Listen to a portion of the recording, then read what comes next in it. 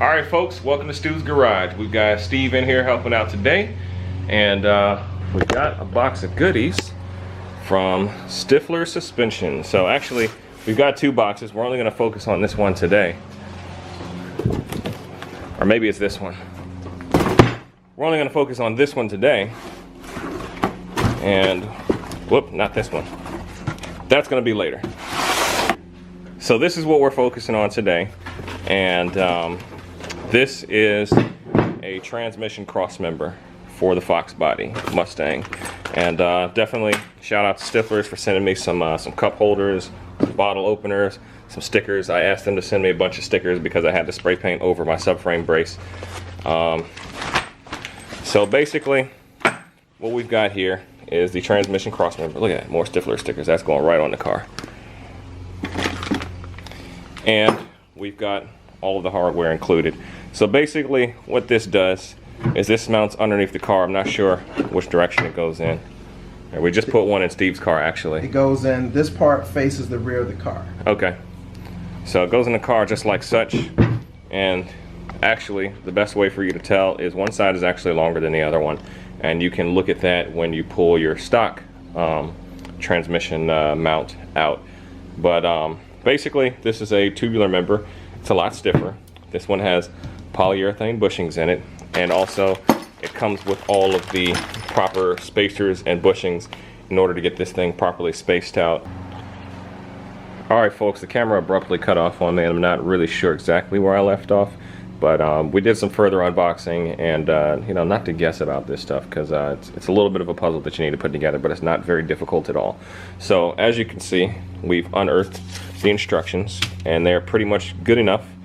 So the 3550, that is the TKL, and if you look closely you can actually see the arrangement of the spacers that you got here. So we've got 4 thick spacers and we got 2 thin spacers, and that's going to allow us to push the cross member forwards and backwards. So my car may be different from some of the other vehicles just because I have an engine swap and a different bell housing, and it makes it, you know, maybe a 1/2 inch or a 1/4 inch forward or backwards from what you would normally see. But that's why this is adjustable. As I pointed out before, it's got polyurethane bushings. My engine currently has solid engine mounts in it, and you never want to go solid, so that's why we're going with polyurethane bushings. You don't ever want to have your transmission solid mounted and have your motor solid mounted, because you will actually break your transmission. It'll make it a stress member in the chassis, and when your chassis twists, that'll destroy your transmission. So never do that. Polyurethane is always the best way to go. Next up we have basically this represents your transmission mount right here, and that actually shows you how to put the spacers on that as well. Comes with some nice washers. These are the screws that go in like such, and not sure if I pointed out these already, but these are the shims. And like I said, right now for shims I'm just using like a big stack of washers like that in there. So it's nice to have actually a part that's purpose built for that.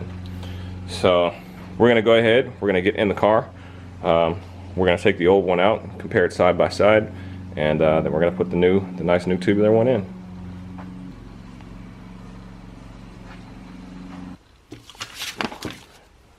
Alright guys, so if you watched my last Stifflers install video, you saw what happened to the estimated install time. So we're going to see what happens about this 1 hour.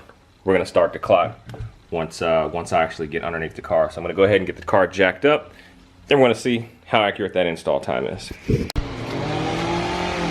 Alright folks, so we've got the car in the air, and before we get any slick comments about how I have this thing jacked up, I'm going to show you exactly what we've got going on here. So we've got 4 jack stands, which is how most of us plebeians without a real lift actually work on our cars, and most of you guys just do it with jack stands. I personally do not like jack stands. That's why I got the quick jacks. Unfortunately, those are not ideal for pulling the transmission. So for additional support, we've got 4 center blocks, and they're also helping distribute the weight of the car. And behind the center blocks in the rear, we've got wheel chocks. So we should be pretty solid underneath here. So we're going to start pulling the exhaust, but we're getting ready to do some other things to this car, so we're going to start pulling the exhaust. Alright guys, it's 12:03 right now, and the timer starts. We're going to work at a regular normal working pace. If we take any breaks, that's going to be accounted for, and we're going to see if this install takes us 1 hour.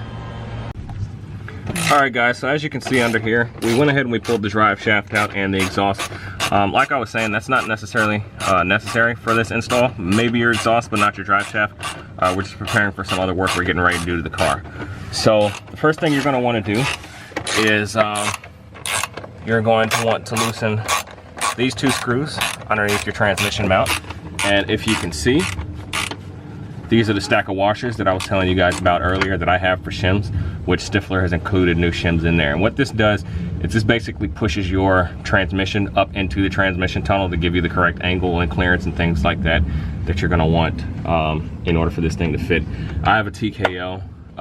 It's a little bit fatter than the T5 that goes in the car, and so you have to account for that with the TKO a little bit. I didn't have to bang anything out. I did have to cut a little bit out of my shifter passageway just to make it easier to go in and out of the car.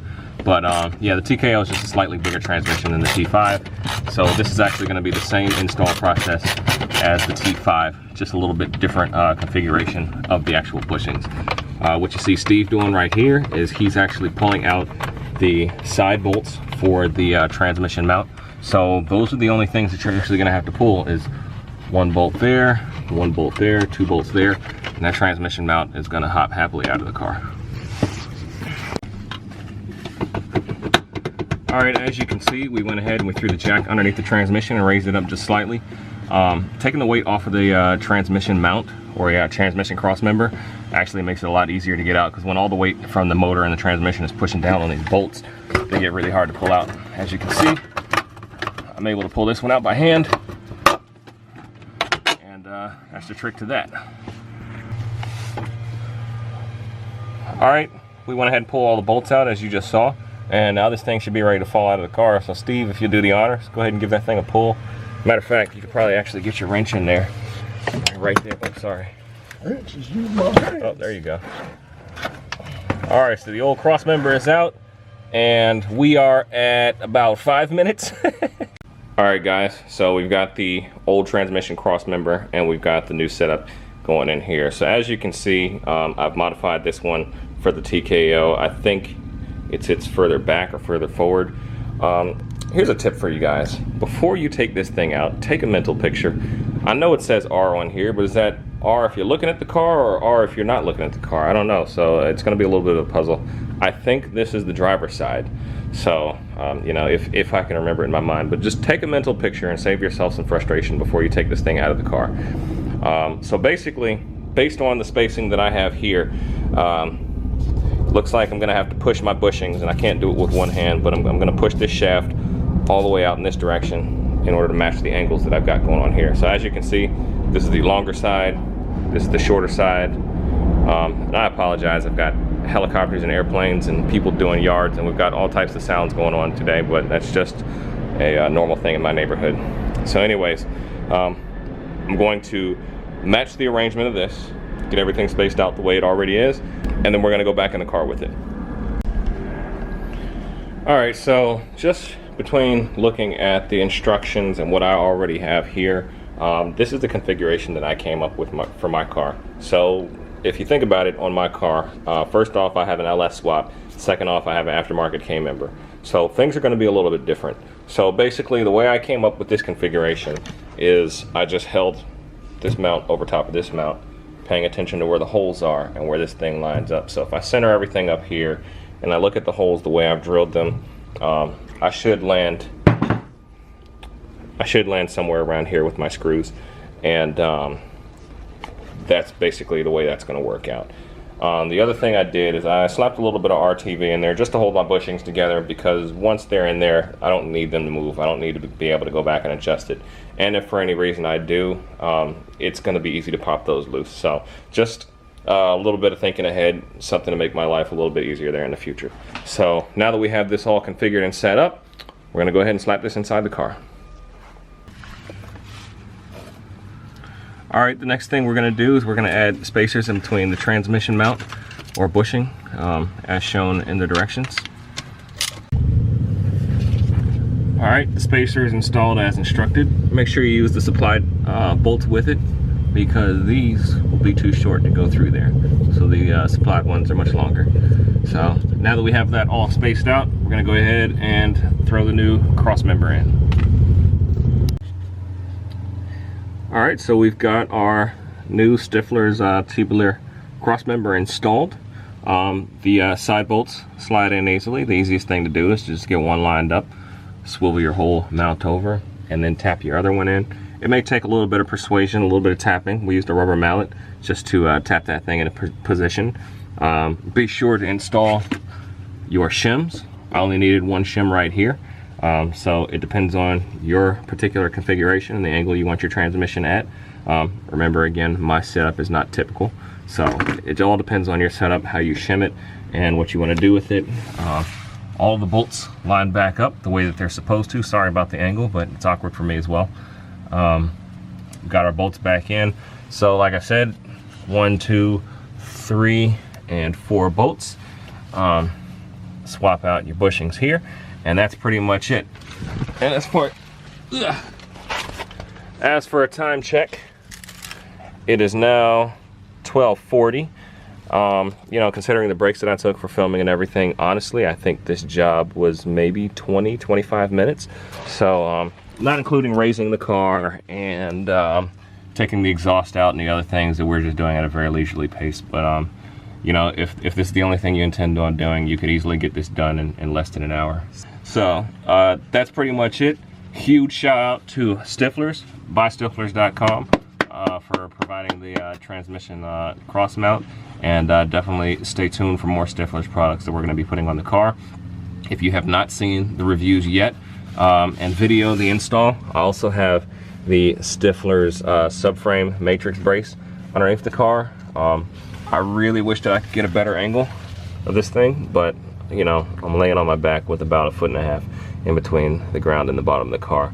But this thing is awesome, and this made the car ride like a BMW. I mean, like, I was comfortable going way faster than it should have gone in this car. And you know, this is one of my favorite upgrades now at this point that I've done to the car. So definitely, once again, big shout out to Stifflers. We really appreciate everything. Yep, so that's about it, and we'll catch you on the next one.